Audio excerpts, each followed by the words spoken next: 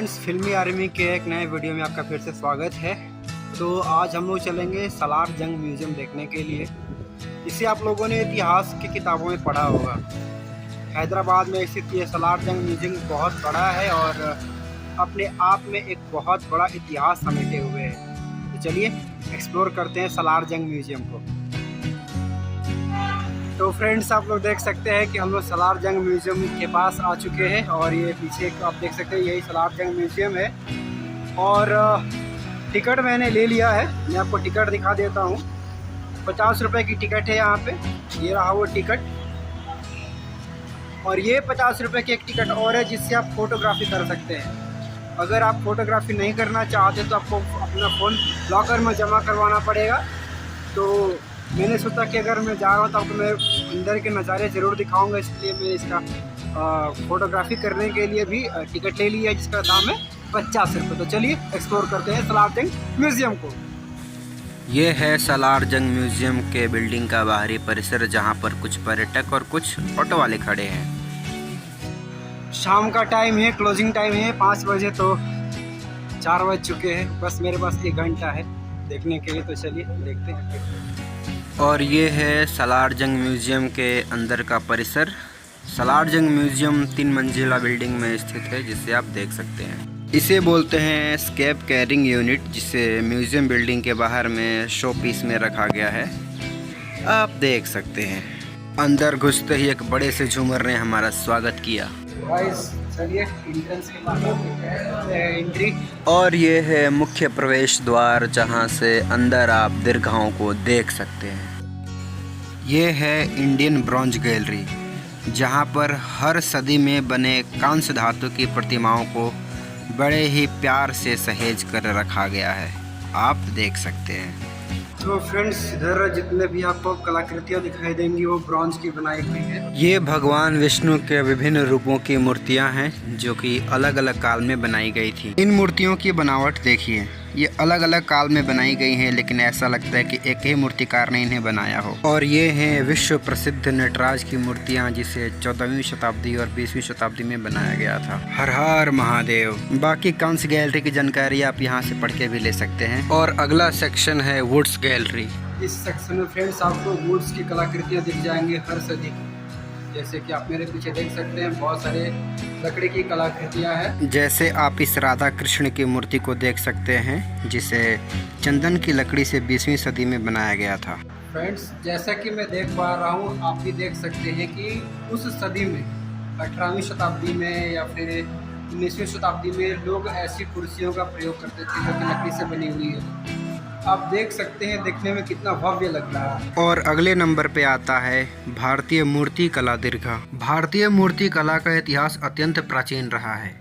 आपको इस गैलरी में 2600 साल पुरानी मूर्ति से लेकर और 700-800 साल पुरानी मूर्ति तक मिल जाएगी। इस दीर्घा में जैन धर्म से संबंधित मूर्तियां और हिंदू धर्म से संबंधित मूर्तियों का संग्रह किया गया है। जैन धर्म की मूर्तियों को आप संगमरमर के पत्थरों में देख सकते हैं। ये है भगवान सूर्य देव की मूर्ति, जिसे चोल राजाओं के शासन काल में 11वीं शताब्दी में बनाया गया था। और ये है माँ दुर्गा की मूर्ति, जिसे पाल वंश के शासन काल में 13वीं शताब्दी में बनाया गया था। और ये है हैदराबाद पर राज करने वाले काकतीय राजाओं के शासन काल में बनी 12वीं सदी में बनी भगवान विष्णु की मूर्ति। और अब एक्सप्लोर करते हैं भारतीय वस्त्र और मुगल कांच दीर्घा को। मैं दावे के साथ कह सकता हूं कि आपने भले ही इतिहास में किसी और वंश के बारे में बहुत ज़्यादा पढ़ा हो या ना पढ़ा हो, लेकिन अपने मुगल काल के बारे में बहुत ज़्यादा पढ़ा होगा। तो पेश है आपके सामने मुगल कालीन कांच की वस्तुएं और मुगल कालीन परिधान, जिसे लोग अलग अलग अवसरों पर अलग अलग तरीके से प्रयोग में लाते थे। जैसे कि आप देख सकते हैं, बहुत ही सुंदर कढ़ाई वाले पर्दे रखे हैं, कुछ कपड़े हैं, शॉल्स हैं। आप यहाँ पर देख सकते हैं कसीदाकारी। कसीदाकारी वो होती है जिसे कि शॉल के ऊपर उकेरा जाता है। आप देख सकते हैं रंग बिरंगे परिधान। और ये एक कपड़ा, इसे क्या बोलते हैं मुझे नहीं आइडिया है, लेकिन देखने में अच्छा लग रहा है। मुगल कालीन कांच की वस्तुएं ये देखिए और ये देखिए, और ये भी देखिए। तो कुल मिलाकर लबुल्लुआब ये है कि आप देखिए और आनंद लीजिए। और अगर देखते देखते मन भर गया हो तो आप इस गलियारे में थोड़ा टहल लीजिए। लेकिन टहलते टहलते भूख लग गई है तो चलिए इस फूड कोर्ट में थोड़ा कुछ खा लेते हैं, फिर आगे के नज़ारे आपको दिखाते हैं। हाथी दांत नक्काशी दीर्घा, तो चलिए इसे भी एक्सप्लोर कर लेते हैं। इस सेक्शन में फ्रेंड्स जितनी सारी कलाकृतियाँ हैं वो हाथी दांत की बनाई हुई है। आप मेरे पीछे देख सकते हैं, ये हाथी दांत की चेस है। ये इधर हाथी दांत की चेस इनकी गोटियाँ हैं। और हर देश के लिए कलाकृतियाँ बनाई गई, प्रिंटेड काम हुआ है हाथी दांत पे। और इधर हाथी दांत से हथियार बनाए हैं। इधर इस हाथी दांत पे नक्काशी की गई है बहुत सारी बेहतरीन। ये जो कुर्सियाँ आप देख रहे हैं वो कोई आम कुर्सियाँ नहीं हैं, ये है हाथी दांत की कुर्सियाँ जो कि फ्रांस के राजा लुई 16 द्वारा हैदराबाद के निज़ाम टीपू सुल्तान को भेंट स्वरूप दी गई थी। और यहाँ पर आप देख सकते हैं कुछ कलाकृतियाँ जो कि पाश्चात्य संस्कृति की हैं, वेस्टर्न आइवरी। तो western countries like France, Germany, Sweden, पुर्तगाल में ऐसी कलाकृतियाँ बनाई जाती थीं। और अभी आप जो देख रहे हैं वो है गोवा के हाथी दांत से बनाई गई मूर्तियाँ। जीसस की मूर्तियाँ हैं और भी कुछ अलग अलग मूर्तियाँ हैं। और अभी जिसे आप देख रहे हैं वो है जैपनीज आइवरी, जापान के हाथी के दांत से बनाई गई मूर्तियाँ। बुद्ध की मूर्तियाँ हैं, जापानी लोगों की मूर्तियाँ हैं, मॉन्क की मूर्तियाँ हैं। और अभी ये चाइनीज़ एंड जैपनीज आइवरी है। यहाँ पर आप देख सकते हैं कि बिल्डिंग्स हैं, जो पैगोडा है उसका भी बनाया गया है। और यहाँ पर आप देख सकते हैं हाथी दांत से शतरंज की गोटियाँ बनाई गई हैं। रियल के राजा, रानी, सैनिक, ऊँट, यहाँ पर कुछ अलग तरह का शतरंज है। तो हाथी दांत से बहुत तरह के वस्तुएं बनाई जाती थी, जिससे कि आप देख सकते हैं। मतलब कि आज हम जिस चीज़ की कल्पना भी नहीं कर सकते हैं, पुराने ज़माने में वो चीज़ें आम हुआ करती थी। आज के ज़माने में कौन हाथी दांत की कुर्सियाँ बनवाता है। अभी जो हम देखने जा रहे हैं ये देखिए, कुछ हाथी दांत से प्रिंटेड काम भी हुए हैं। और इस आइवरी रूम की जानकारी आपको अलग अलग भाषाओं में दीवार पर चिपका दिया गया है, आप पढ़ सकते हैं।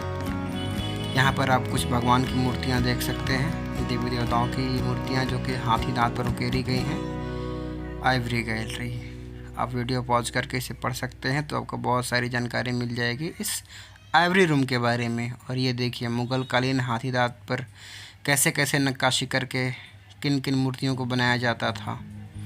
और यहाँ पर ये देखिए प्यारे प्यारी मूर्तियाँ। तो मूर्तियों की दुनिया से बाहर निकलकर हम आ गए हैं थोड़ा हवा खाने के लिए, जहाँ पर आप देख सकते हैं बहुत सारे पंखे हवा दे रहे हैं। तो अब हम एक्सप्लोर करेंगे पर्दा नशीं रेबेका को। सबसे पहले मैं आपको पर्दा नशीं का हिंदी मतलब बता देता हूँ। पर्दा नशीं का मतलब होता है पर्दे में रहने वाली औरतें। उन्हें ही देखकर ये मूर्तियाँ उकेरी गई हैं। ये मूर्तियाँ वस्तुतः इटली की हैं। आप इस मूर्ति को बड़े गौर से देखिए, आपको दिखेगा कि इसने अपने चेहरे पर एक हल्का सा कोई पर्दा डाल रखा है। और कमाल कारीगरी की बात ये कि ये पर्दे भी पत्थर से ही बने हैं। वॉकिंग स्टिक्स गैलरी, पदचालन छड़ियों की दीर्घा। जैसा कि नाम से स्पष्ट है, आप इस दीर्घा में विभिन्न प्रकार की वॉकिंग स्टिक्स देख सकते हैं। अलग अलग समय काल में बनी हुई, अलग अलग देशों की, अलग अलग प्रकार की वॉकिंग स्टिक्स। जैसे यहाँ पर अफ्रीकी हाथी दांत से बनी हुई कुछ छड़ियाँ हैं जो कि भारत, इंडोनेशिया और जापान के लोगों द्वारा प्रयोग में लाई जाती थी। वॉकिंग स्टिक्स का प्रयोग लोग सदियों से करते आ रहे हैं। एक समय में वॉकिंग स्टिक्स पावर को सिंबलाइज करता था। बड़े बड़े लोग अपने वॉकिंग स्टिक्स में कीमती पत्थर जड़वाते थे, जैसे कि हीरा, पन्ना, मोती, नीलम। और कुछ लोग इसके अलावा हाथी दांत, सोना, चांदी का प्रयोग करते थे, जो कि देखने में काफ़ी फैंसी और सुंदर लगता था। छोड़िए छड़ियों की बात और अब बात शुरू करते हैं अस्त्र शस्त्र और कवच दीर्घा की। मैं इस बात को मानता हूँ कि आप लोग इतने समझदार तो होंगे ही कि आप इन अस्त्र शस्त्र को देखकर जान पाएंगे कि ये अस्त्र शस्त्र किस लिए प्रयोग में लाए जाते थे और इनका उपयोग कैसे किया जाता था। तो आप मुझे कमेंट बॉक्स में बताएं कि आपको इन अस्त्र शस्त्रों के बारे में कितना पता है। चलिए थोड़ी जानकारी मैं भी शेयर कर देता हूँ। अभी आप जो स्क्रीन पर देख रहे हैं इसे भाला और बल्लम कहते हैं। इसके प्रयोग से आप दुश्मनों की जान ले भी सकते हैं और अपनी सुरक्षा भी कर सकते हैं। दीवार पर आपको तरह तरह के तलवार और कवच दिख जाएंगे और ये है एक यूरोपियन आर्मर, बोले तो सुरक्षा कवच, जिसे कि सैनिक युद्ध में पहना करते थे। प्राचीन काल में मानव पत्थर के हथियार बनाया करते थे, लेकिन जब से उन्हें धातु का ज्ञान हुआ वो अपने हथियार को लोहे से बनाने लगे।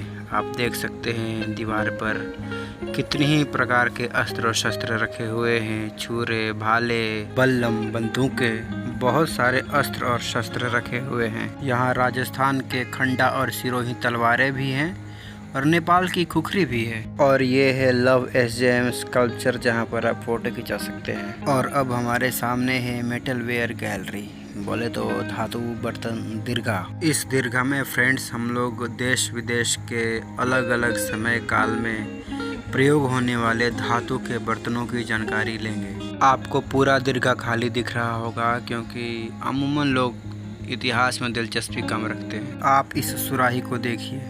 इस सुराही को 19वीं सेंचुरी में सीरिया में बनाया गया था। और आप इस फूलदान को देखिए, ये 16वीं शताब्दी की है।